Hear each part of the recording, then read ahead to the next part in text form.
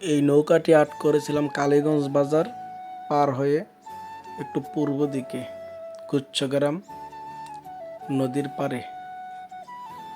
দেখুন খোলামেলা পরিবেশটা কত চমৎকার, কত সুন্দর।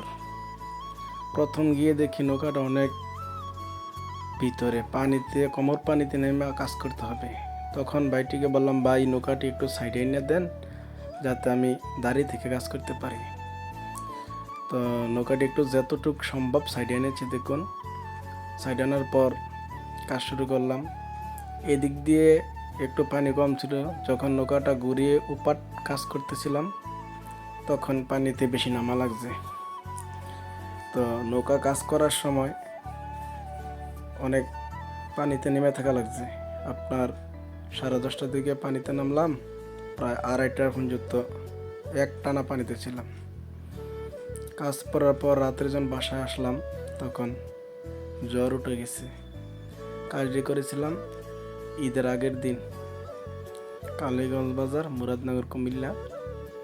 তো নৌকার কাজ তো আস্তে আস্তে করতে হয়, 2 দিক দিয়ে কাজ করা লাগছে, তাই একটু সময় লাগছে। তো নৌকার মালিক থেকে শুরু করে মাঝি সহ খুব ভালো মানুষ, তাদের আচার আচরণে মুগ্ধ। এই দেখুন কাজ শেষ মুহূর্তে ভিডিওটা, এটা কাজটি শেষ করে যখন উপর সাইডে কাজ করবে, দেখুন আমি নৌকাতে উঠতেছি। ভিতর সাইড কাজ আছে, 2 মাথায় কাজ আছে। সাইডের কাজগুলো শেষ করে উপরের কাজ করতেছি। সকলে ভালো থাকবেন, সুস্থ থাকবেন। আল্লাহ হাফেজ।